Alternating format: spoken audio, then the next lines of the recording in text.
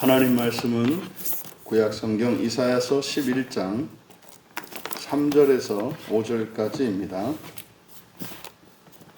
우리 같이 한 목소리로 함께 읽겠습니다.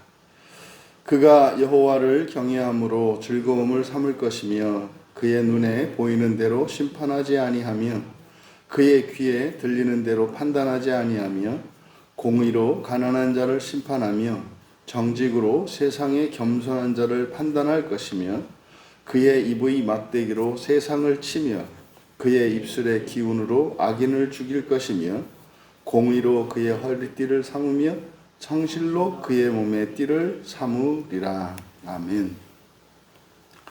심판의 기준과 방식과 목적이라는 제목으로 말씀의 은혜를 나누고자 합니다. 심판이라고 하는 것은 종말에 우리가 인생을 다 살고 마침내 하나님께서 계획하신 그 하나님 나라에 들어갈 자격을 검증하는 심판입니다. 그래서 그 심판은 하나님께서 이미 정해놓은 것이기 때문에 모든 사람들은 그 심판을 통과하게 되어 있습니다. 그런데 하나님의 은혜로, 다시 말하여 예수 그리스도를 믿고 예수 그리스도를 목표로, 그래서 그리스도의 대속의 은혜로 입어 그 하나님 나라에 들어가는 사람이 있고, 그렇지 않으면 그 대속의 은혜를 거부하고 스스로 정말 하나님께서 최후의 은혜의 방편으로 만들어 두신 지옥의 연단의 과정을 거쳐서 모든 것을 회개하고, 그 모든 것을 회개한 그 끝은 뭐냐면 예수 그리스도를 믿는 겁니다. 예수 그리스도의 대속의 은혜를 믿는 것이고, 하나님의 헤세드의 은혜를 믿는 것이고, 하나님의 그 창조의 능력과 선하심을 믿게 됩니다. 그래서 지옥의 연단이라고 하는 이 과정은 바로 살아서 신자들이 신앙을 지키며 신앙의 양심을 따라 살아가게 되는 것, 거기에 이르는 겁니다. 그래서 결과적으로는 모두가 그리스도의 은혜로 말미암아 부활에 참여하게 되는데, 그것을 이제 시간적으로 따지자면 일찍 들어가는 사람이 있고 늦춰서 연단을 거쳐서 들어가는 사람이 있다는 뜻입니다. 그러면 이제 앞에서 우리가 1절, 2절을 살펴보았습니다만 이것은 바로 오실 메시아에 대한 예언이고, 오실 메시아는 성령으로 말미암아 잉태하실 것과 또 그리스도, 메시아는 곧 그리스도이죠. 그래서 그리스도에 대한 예언은 곧 그리스도인에 대한 예언이다. 그래서 동정녀 탄생을 하시는 메시아가 마치 이제 성령으로 말미암아 이제 거듭나게 되는 그리스도인과 다르지 않다. 그러면 장차 그 메시아이신, 구약의 히브리어로 메시아, 신약의 헬라어로 그리스토스, 같은 말이거든요. 그래서 그리스도께서 이제 어떻게 하실 것인지를 이제 밝히고 있습니다. 이것은 사실상 그 하나님 나라에 들어갈 수 있도록 그리스도께서 하실 일이, 다시 말해 심판의 기준이 무엇인지, 그리고 어떤 방식으로 하실 것인지, 그리고 그 목적이 무엇인지를 가르쳐주고 있습니다. 3절에 그는 메시아죠. 그리스도요 메시아입니다. 여호와를 경외함으로 즐거움을 삼을 것이며, 이러면 이것은 이제 그대로 직역을 하면 이렇게 됩니다. 그는 여호와의 경외함으로 향기를 맡게 하기 위해, 좀 의미가 많이 다르죠. 경외함으로 즐거움을 삼을 것이며, 그럼 이것은 다분히 지금 우리말 성경의 번역은 여호와를 경외하는 것을 즐거움으로 삼으라. 그럼 뭐 다른 거는 즐거움 삼지 마라. 뭐 이런 의미가 되거든요. 그게 아니라 여호와의 경외함으로 향기를 맡게 하기 위해서, 여기서 즐거움을 삼다라고 이제 번역한 단어가 루아흐, 그래서 냄새를 맡다입니다. 냄새를 맡다. 그런데 이게 히필형이에요. 히필형 부정사이기 때문에 뭐뭐 하게 하기 위하여 이렇게 되는 거예요. 그래서 향기를 맡게 하기 위해 이렇게 되는 거예요. 그는 여호와의 경외함으로 향기를 맡게 하기 위해, 이거는 그가 메시아가 향기를 맡는 게 아닙니다. 메시아가 사람들로 하여금 여호와의 경외함으로 향기를 맡게 하기 위해, 그러면 여호와의 경외함으로 향기를 맡게 한다. 이게 무슨 말이겠습니까? 이거는 여러분, 여호와의 경외함으로 향기를 맡는다? 이것은 여호와 곁에 있는 것을 말해요. 여호와 곁에 있는 것. 그래서 그는 여호와 곁에 서게 하기 위하여, 다시 말해 뭡니까? 구원이죠. 부활이죠. 부활을 위하여. 그래서 구원의 완성인 부활을 위하여. 근데 그 부활을 어떻게 해요? 하나님과 함께 있는 것인데 여호와의 경외함으로 향기를 만든다, 이렇게 얘기한 거예요. 여호와의 경외함으로 향기를 만든다는 것은, 여호와의 경외함은 구약 성경에서 완전한 하나님과의 관계를 나타내요. 그러니까 여호와 하나님을 전적으로 경외함으로써 하나님 옆에 서는 것, 얼마만큼까지? 코로 향기를 맡을 수 있을 정도로. 그러니까 하나님 곁에 서는 것을 나타내는 거예요. 그래서 그것을 위해서 그는 눈에 보이는 대로 심판하지 않고 그의 귀에 들리는 대로 판단하지 않을 것이다. 여기도 마찬가지로 히필형이에요. 히필형에서 이제 동사가 뭐 심판하다, 판단하다 이렇게 번역되어 있습니다만, 판결하게 하지 않을 것이다, 이렇게 돼요. 판결하게 하지 않을 것이다. 그러면 무엇으로 판결하느냐? 그의 눈의 시각으로나 그의 귀의 들음으로 판결하게 하지 않을 것이다. 그러면 이때 눈, 귀, 여기서 그의 눈과 그의 귀, 이것은 이제 육체의 감각과 판단을 말합니다. 육체의 눈으로 그리고 육체의 귀로 판단하지 않는다, 이 말이에요. 그것으로 판결하게 하지 않을 것이다. 지금 우리말 성경은 심판하다, 판단하다 동사가 이제 두 번 쓰인 거로 되어 있습니다만, 원문에서는 똑같이 그냥 결정하다, 야카흐라고 하는 동사의 히필형이에요. 이게 이제 내용은 뭡니까? 눈의 시각으로나 귀의 들음으로 판결하게 하지 않을 것이다. 뭡니까? 그러니까 사람의 외모로, 그리고 육체적으로 심판하는 게 아니라는 거예요. 그러니까 결정하는 게 아니라는 거예요. 여기 또 그리고 실제로 심판하다가 아니라 야카흐, 결정하는 겁니다.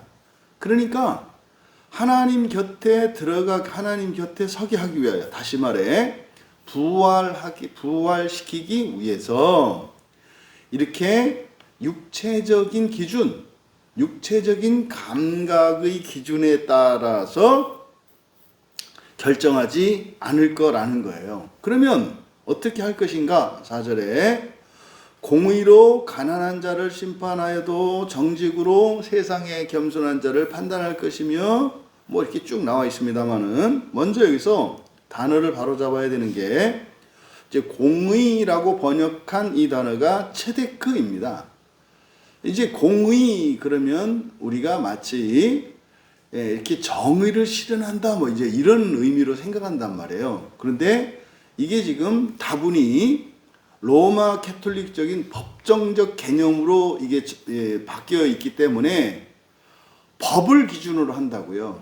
그러니까 법에 맞느냐 틀리냐 이렇게 이제 생각을 한단 말이에요. 그런데 이 체데크는 뭐 우리가 로마서에서도 살펴보았습니다마는 율법이라고 하는 것이, 율법이 영적이다, 선하다.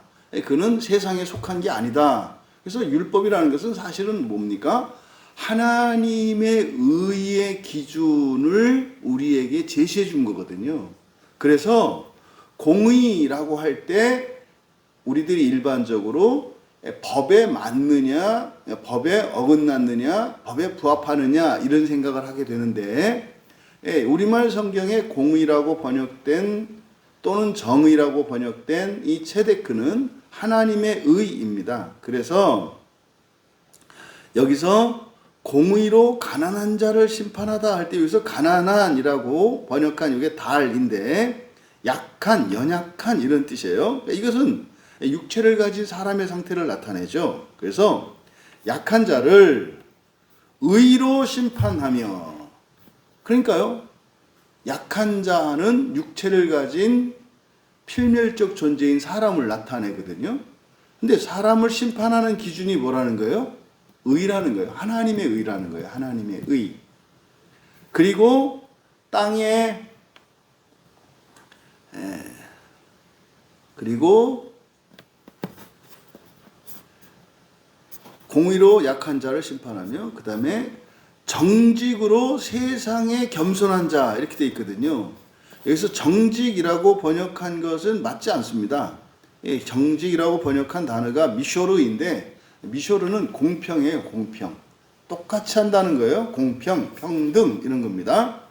그리고 세상이라고 번역됐는데 세상은 그냥 땅입니다. 에레츠 땅이에요. 그 다음에 겸손한이라고 이제 번역한 아나우인데 이 아나우라고 하는 것은 가난한, 그러니까 결핍이 있는 이런 뜻이에요. 그래서 앞에서 가난한 달, 요거는 취약한 이런 뜻이고, 겸손한으로 번역한 아나우는 가난한이라는 의미인데 이것은 결핍이 있는 이런 뜻이에요. 그래서 앞에는 취약한 인간, 그리고 뒤에 겸손한 자, 이거는 결핍이 있는 자, 그러니까 죄인의 상태를 나타내는 두 가지입니다. 그래서 땅에 이렇게 되겠죠. 땅에 가난한 자, 결핍이 있는 자를 말해요. 땅이 가난한 자를 공평으로 판결할 것이다. 그러니까 앞에 3절에서 눈의 시각과 귀의 들음으로 결정하는 게 아니라 4절에서 어떻게 해요? 하나님의 기준인 의와 그리고 심판을 하되 공평하게 판결할 것이라는 거예요. 그리고 끝에서 그의 입의 막대기로 세상, 마찬가지로 땅입니다. 땅을 치고 그의 입술의 기운으로 악인을 죽일 것이다. 그러니까 지금 4절에서 우리가 알 수 있는 게 바로 심판의 기준은 뭐라는 거예요? 하나님의 의라는 거고요. 그리고 심판하시는 방식은 공평이라는 거예요. 공평. 그리고 이제 그 심판의 목적이 무엇이냐? 바로 입의 막대기로 땅을 치고 입술의 기운으로 악인을 죽일 것이니, 결국 뭡니까? 땅에서 땅의 속성들, 새 속성이죠. 새 속성을 다 없앨 거고요. 그 다음에 악한 것을 다 없앨 거라는 거예요. 그러니까 부활해서 하나님 나라에 들어가려면 하나님의 의의 기준에 부합해야 하고, 심판하는 방식은 공평할 것인데 심판의 목적은 바로 이 세속성과 악은 바로 앞에서 이야기했던 취약성과 결핍입니다. 이 모든 것들을 없애는 거라는 거죠. 이게 바로 지금 4절에서 심판의 기준과 방식 그리고 목적을 밝혔습니다. 그럼 여러분, 하나님의 의의 기준에 공평하다는 게 어떤 뜻이겠습니까? 이제 우리가 생각하는 공평이면 뭐 예를 들어서 체중으로 얘기하자면은 뭐 50kg면 50kg, 60kg면 60kg, 70kg면 70kg 뭐 이렇게 이제 공평한 거잖아요. 그런데 말입니다. 사람에게 있어서 하나님의 의를 기준으로 했을 때 사람은 똑같죠. 어떤 점에서? 무한히 결핍이 있다는 점에서 똑같다 이 말이에요. 그래서 인간적으로 좀 낮고 못하고 이것은 의미가 없다는 뜻이에요. 그러니까 사람들이 신앙생활하면서 크게 실수하고 착각하는 게 뭐냐면 성령의 역사로 말미암아 우리의 본성의 변화의 결과로서 인격의 변화도 일어나고 환경의 변화도 일어나잖아요. 그건 아무 의미 없다는 뜻이에요. 아무 의미 없다는 뜻이에요. 사람이 부활하는 것은 말입니다. 그 사람 안에 있는 하나님의 의로 말미암는 거예요. 하나님의 의는요, 완전하고 무한해요. 그래서 조금 있고 많이 있고의 차이가 사실은 없어요. 왜냐하면 그냥 0.1g의 하나님의 의를 가진 사람과 1g의 하나님의 의를 가진 사람이 있다고 할 때 우리가 볼 때는 이것을 숫자로 계량화하니까 10배 그러잖아요. 그런데 사람이 부활하는 것은 그 사람에게 하나님의 의가 있느냐 없느냐다 이 말이에요. 그러니까 오늘 막 예수를 믿고 성령을 영접해서 0.1g만큼 뭐 예를 들어서 성령을 받은 사람이나 내가 예수님을 믿은 지 100년이 돼가지고 100g의 신성을 가지고 있는 사람이나 부활하는 데는 둘 다 어떻다는 거예요? 똑같다 이 말이에요. 여기서 조심하셔야 될 게, 그러면은 뭐 막 살아도 된다는 말입니까? 그게 아니고요. 그게 이제 성경이 이렇게 꿰어지는 거예요. 우리가 성경을 읽어가면서 알게 된 게 뭡니까? 마지막 심판이라는 게 예수님께서 꽝꽝꽝 너는 지옥, 너는 몇 년, 이런 판단이 아니라니까요. 그 심판은 누가 해요? 내가 한다고요, 내가. 이게 중요한 것은 뭡니까? 전적으로 예수 그리스도를 의지하고 하나님의 헤세드의 은혜를 믿을 때 담대하게 저 낙원 갈래요 할 수 있어요. 그러니까 이거는 이게 우리가 이 세상에서 말하는 이게 뻔뻔함과 이렇게 자기 확신 이게 아니에요. 완전한 우리의 양심이 회복이 되었을 때, 예를 들어서 어떤 사람은 정말 0.1g만큼만 성화가 됐어요. 어떤 사람은 10g만큼 성화가 됐어요. 이 세상에서 볼 때는 분명히 외적인 차이가 있다고요. 왜냐하면 10배 성화된 사람이니까 인격이나 삶이나 그 사람의 환경이 10배 이상 나을 거예요. 그런데 말입니다. 바로 공평하게 한다는 것은 그냥 의가 있느냐 없느냐예요. 하나님 의가 있느냐 없느냐. 그러면 모자람의 차이는 어떤 차이가 있는가? 첫째, 상급의 차이가 있고요. 상급의 차이가 있고요. 두 번째로는 본인들이 그 하나님 나라에 들어가는 그것에 대한 시간적 차이예요. 시간적 차이. 그래서 어떤 사람은 죽음과 동시에, 그러니까 예수 그리스도를 믿고 거듭난 사람이에요. 근데 어떤 사람은 죽음과 동시에 그 나라에 들어갈 수가 있고요. 그렇지 않은 사람은, 그러니까 들어갈 수 없는 사람이 누구냐면 자기가 안 간단 말이에요. 왜 안 가요? 사는 동안 언약 안에 있지 않았기 때문에 그래요.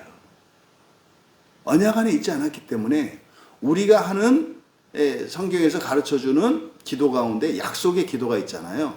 약속의 기도는 뭐라 그랬어요? 조건을 이행한 뒤에 할 수 있는 게 약속의 기도라고 그랬어요.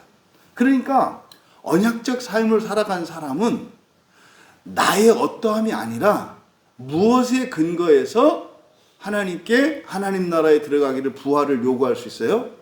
언약에 근거해서 요구한다 이 말이에요.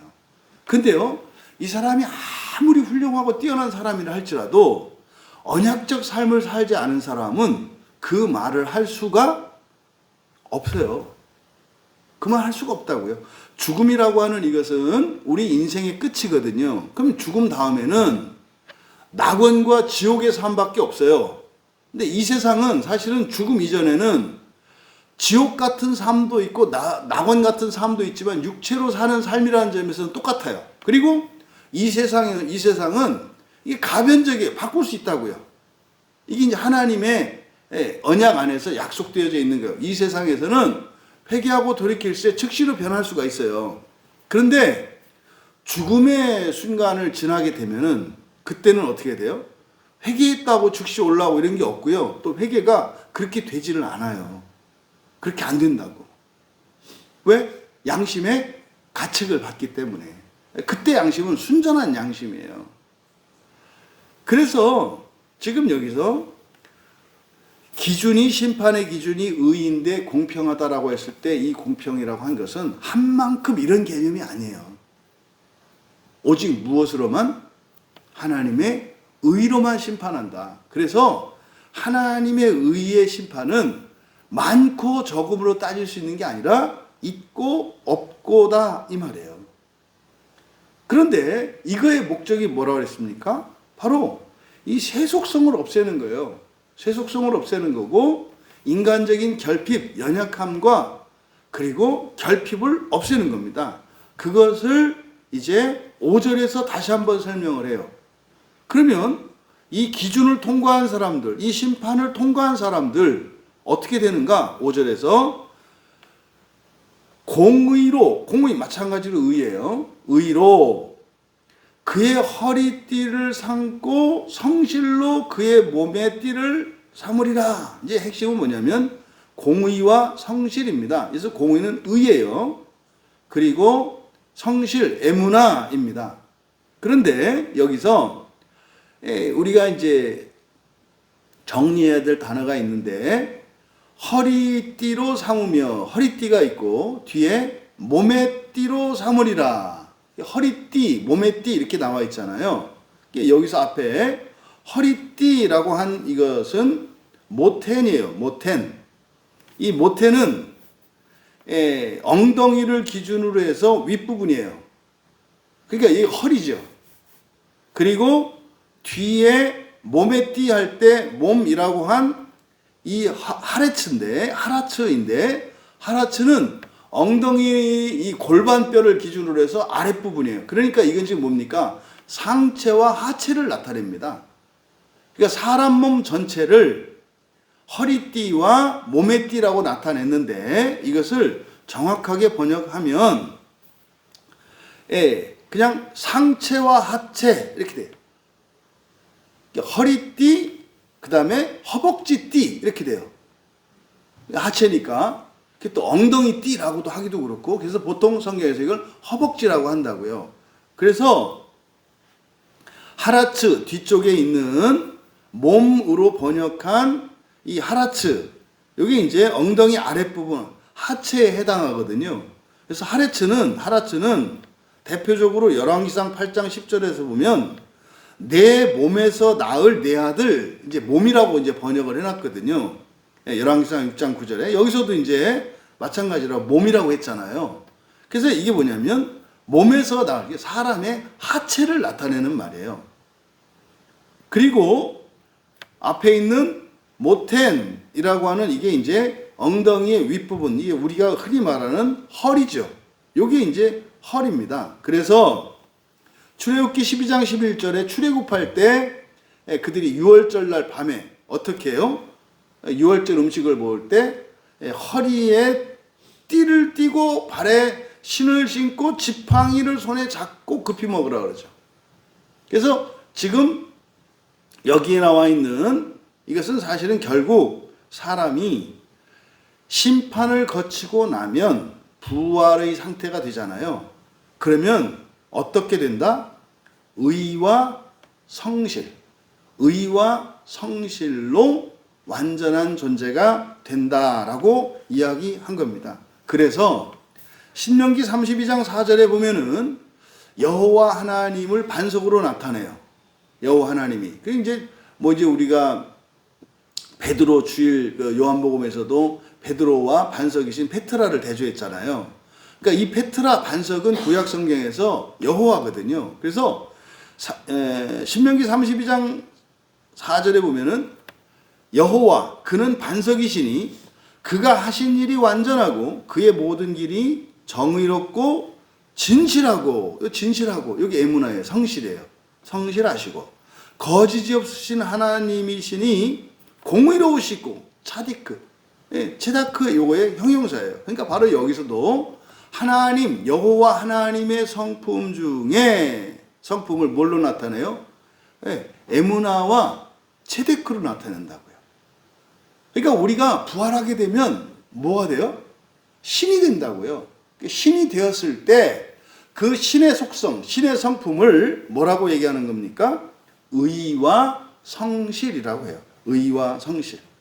그래서 하나님의 심판을 거치고 나서, 다시 말해 부활의 기준에 합당한 사람들은 어떤 사람들이다? 의와 성실을 두른 사람들이 된다 이 말이에요. 그래서 사무엘상 26장 23절에 이게 뭐냐면, 이제 사울이 막 다윗을 죽이려고 쫓아다니잖아요.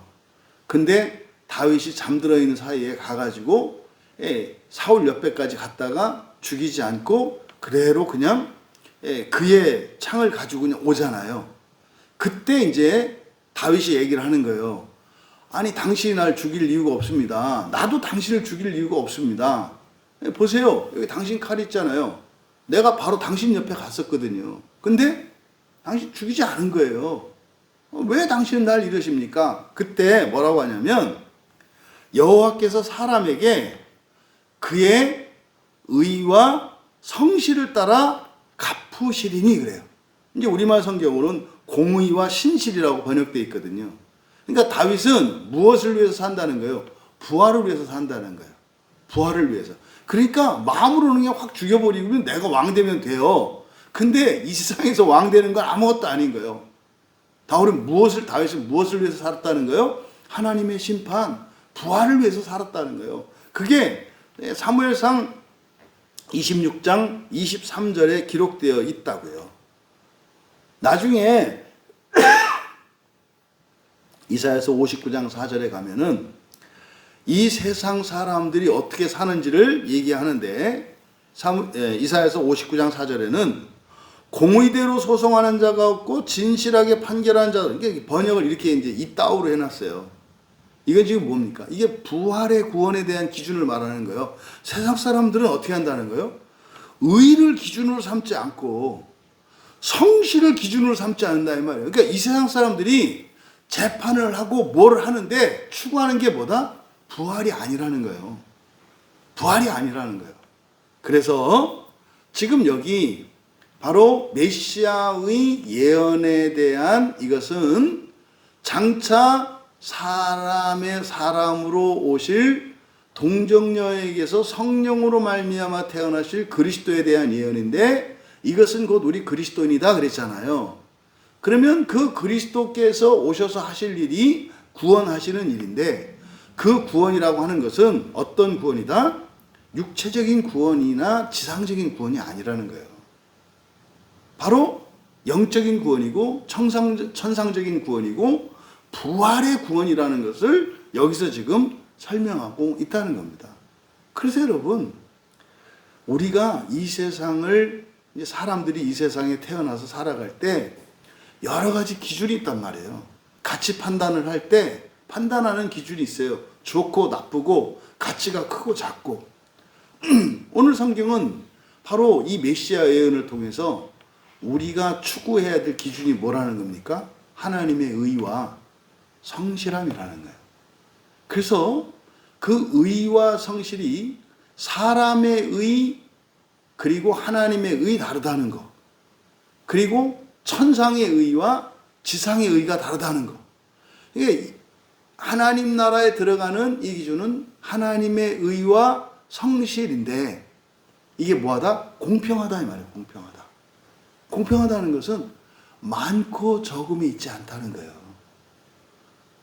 그러면은 원칙적으로 말하면 그리스도인 모두는, 세례를 받은 모든 사람은 그 나라에 들어갈 수가 있어요. 그런데요, 어떤 사람은 바로 들어가고요, 어떤 사람은 안 들어간다고요. 못 들어가는 게 아니라 안 들어간다고요. 그래서 구원받은 신자라 하더라도 지옥에 갈 수 있다. 가야 한다가 아니라 지옥에 갈 수 있다는 거예요. 그럼 여러분, 누가 지옥 갈 사람이고 누가 지옥 가지 않고 하나님 나라에 곧바로 들어갈 사람입니까? 하나님 말씀에 순종하는 사람이에요. 하나님 말씀에 순종하는 사람인데 얼마만큼 순종하냐가 아니에요. 하나님 말씀에, 이 성경 말씀을 절대적으로 믿고 따르겠다고 하는 사람인데 1점짜리, 10점짜리, 100점짜리 똑같다 이 말이에요. 똑같다 이 말이에요. 중요한 것은 뭡니까? 바로 언약을 따라 살아가는 거예요. 언약을 따라. 이것이 이 메시아 예언을 통해서도 우리에게 어떻게 세상을 살아가는 것이 첫째 부활에 임하는 삶인 것을 가르쳐줘요. 누구나 다 할 수 있어요. 누구나 다 할 수 있어요. 첫째 부활은 누구나 다 들어갈 수 있어요. 그런데요, 누가 안 들어가요? 자기가 안 들어가요. 그러면 아니 거기를 왜 안 들어가? 이렇게 말하겠죠. 그날에 가서 내가 지옥을 선택하지 않고 하나님 나라를 선택해서 바로 들어갈 사람인지 아닌지는 뭘 보고 안다는 거예요? 성경을 다 믿느냐 안 믿느냐. 그리고 온전하지 못할지라도 성경을 완전히 성경대로 살기를 원하고 그렇게 살고자 몸부림치는 사람들이면 첫째 부활로 들어간다 이 말이에요. 그게 뭐예요? 이게 언약의 삶이고 그게 예수님께서 우리에게 주신 사랑의 계명으로 맺으신 새 언약의 핵심입니다.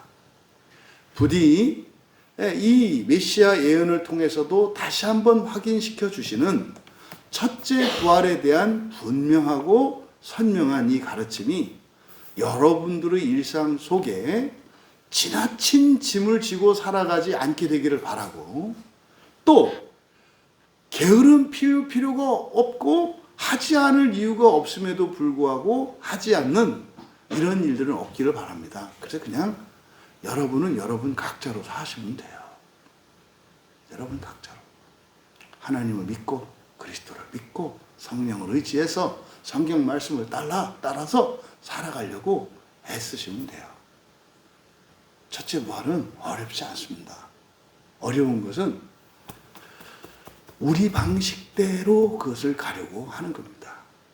부디 이 성경의 메시아 예언이 여러분들이 그 첫째 부활의 소망을 가지고 살아가는데 그것에 여러분들이 분명한 하나님의 구원의 계시가 되고 확신이 되고 자유와 평강을 허락하시는 은혜가 부어지기를 주님의 이름으로 축원합니다.